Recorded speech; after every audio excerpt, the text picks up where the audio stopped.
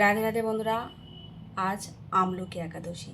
তো আমলকি একাদশী করার পর একাদশীর মাহাত্ম্য পাঠ বা শ্রবণ করতে হয়। তো আমি পাঠ করছি, তোমরা শ্রবণ করো, আর এর মধ্যে আমারও পাঠ হয়ে যাবে। তো দুটোই সমান ফল প্রদান করে। তো আমলকি একাদশী মাহাত্ম্য শ্রবণ করো। যুধিষ্ঠির বলেন, হে কৃষ্ণ, মহাফল দাতা বিজয়ী একাদশীর কথা শুনলাম।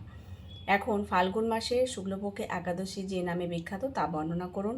শ্রীকৃষ্ণ বলেন, হে মহাভাগ যুধিষ্ঠির, মান্ধাত্তার প্রশ্নের উত্তরে মহাত্মা বশিষ্ঠ এই একাদশী মহিমা কীর্তন করেছিলেন। আপনার কাছে এখন আমি সেই কথা বলছি। এই একাদশীর নাম আমলকি। বিষ্ণুলোক প্রদানকারী রূপে এই একাদশী বিশেষভাবে মহিমান্বিত।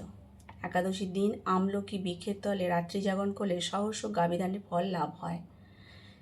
হে পাণ্ডুনন্দন, পূর্বে ব্রহ্মার রাত্রে দৈনন্দিন প্রলয় উপস্থিত হলে স্থাবর জঙ্গমসহ দেবতা, অসুর ও রাক্ষস সব কিছু বিনাশ হয়। তখন ভগবান সেই কারণ সমুদ্রে অবস্থান করেন। তার মুখপদ্ম থেকে চন্দ্রবর্ণের এক বিন্দু জল ভূমিতে পড়ে। সেই জলবিন্দু থেকে একটি বিশাল আমলকি বৃক্ষ উৎপন্ন হয়। এই বৃক্ষের স্মরণ মাত্রে গোদানের ফল দর্শনে তাহার দ্বিগুণ এবং ফল ভক্ষণে 3 গুণ ফল লাভ হয়। এই বৃক্ষে ব্রহ্মা, বিষ্ণু আর মহেশ্বর সর্বদা অবস্থান করে। এর প্রতিটি শাখা প্রশাখা ও পাতায় ঋষি, দেবতা ও প্রজাপতিগণ বাস করেন। এই বৃক্ষকে সমস্ত বৃক্ষের আদি বলা হয় এবং তা পরম বৈষ্ণব রূপে বিখ্যাত।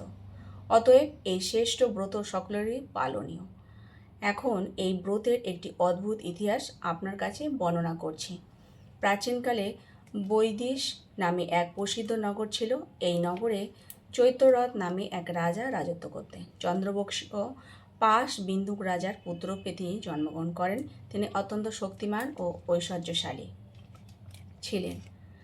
স্বাস্থ্যজ্ঞানে তিনি ছিলেন সুনিপুণ। তার রাজ্যে সর্বত্রই মনোরম আনন্দপূর্ণ এক দিব্য পরিবেশ লক্ষ্য করা যেত। প্রজারা ছিলেন বিষ্ণুভক্তি পরায়ণ। সকলেই একাদশী ব্রত পালন করতেন। তার রাজ্যে কোনো অভাব অমঙ্গল ছিল না। এইভাবে প্রজাদের নিয়ে রাজা চৈত্ররথ সুখে দিন যাপন করতে থাকেন।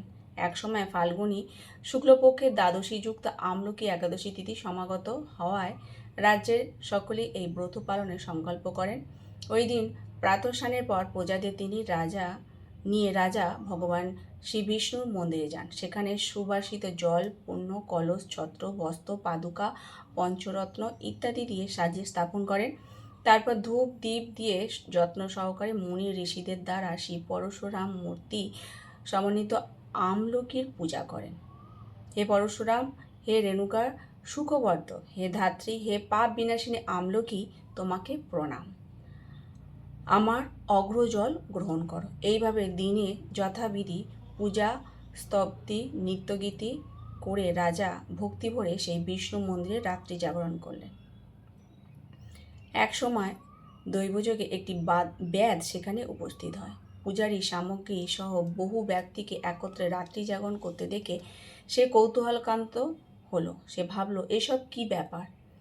বিষ্ণু মন্দিরে প্রবেশ করে সে বসে পড়ল। কলসের উপরে স্থাপিত বিষ্ণু মূর্তি দর্শন করল। ভগবান বিষ্ণু এবং একাদশীর মাহাত্ম্য সে মনোযোগ দিয়ে শুনল। সারাদিন ওই ব্যাধ কিছুই আহার করেনি। এইভাবে ক্ষুধায় কাতর হয়ে সেখানে সে রাত্রি জাগরণ করল। পরদিন প্রজাসহ রাজা নগরে গিয়ে যাত্রা করলেন। সেই ব্যাধও তার গৃহে ফিরে গেল। এরপর এক সময় ব্যাধের মৃত্যু হলো। একাদশী রাত্রি জাগরণ ব্রত প্রভাবে সেই ব্যাধ পরবর্তী জন্মে এক রাজ্যের অধীশ্বর রূপে নিযুক্ত হলো।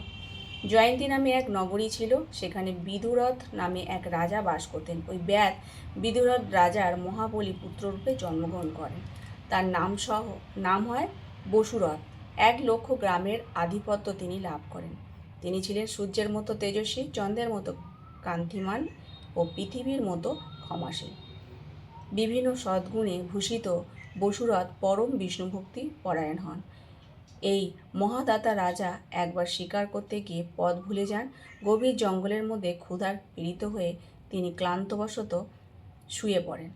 এমন সময় কতগুলো পর্বত নিবাসী ম্লেচ্ছ রাজার কাছে এসে নানাভাবে উৎপীড়ন করতে থাকে। রাজাকে তাদের শত্রু মনে করে তারা তাকে হত্যা করতে চেষ্টা করে। পূর্বে এই রাজা আমাদের পিতা, মাতা, পুত্র, পৌত্র সবাইকে মেরে ফেলেছে, আমাদের গৃহছাড়া করেছে। এই রকম বলতে বলতে ম্লেচ্ছরা রাজাকে হত্যা করতে উদ্যত হয়। তারা বিভিন্ন অস্ত্রশস্ত্র তাকে আঘাত করতে থাকে, কিন্তু আশ্চর্যের বিষয় তাদের সকল প্রচেষ্টা ব্যর্থ হয়। রাজার কোনো ক্ষতি তারা সাধন করতে পারেনি। তখন রাজার শরীর থেকে নানা অলঙ্কারে বিভূষিতা এক পরমা সুন্দরী স্ত্রী মূর্তি আবির্ভূত হন। মহাশক্তিধারিণী ওই নারী অল্প সময়ের মধ্যে সকল পাপী ম্লেচ্ছকে নিধন করল। রাজার নিদ্রাভঙ্গ হলো। এই ভয়ানক হত্যাকাণ্ড দেখে রাজা অত্যন্ত বিস্মিত হলেন। তিনি বলতে লাগলেন, আহা, আমার শত্রুদের হত্যা করে কে আমার প্রাণ রক্ষা করলো? এমন কৃপালু কে আছে? আমি তার প্রতি আমার কৃতজ্ঞতা প্রকাশ করছি। এমন সময় দৈববাণী হলো, ভগবান কেশব ব্যতীত শরণাগতকে রক্ষা করবার আর কে আছে? তিনি শরণাগত পালক। দৈববাণী শুনে তিনি ভক্তিযুক্ত চিত্তে গিয়ে ফিরে এলেন। এরপর পূজাসহ মহাসুখে ইন্দ্রের মতো নিষ্কণ্ঠক রাজ্য ভোগ করতে লাগলেন। বশিষ্ঠ বললেন, হে রাজন, যে মানুষ এই পরম উত্তম আমলকি একাদশী ব্রত পালন করে তিনি নিঃসন্দেহে বিষ্ণুলোক প্রাপ্ত হন। রাধে রাধে।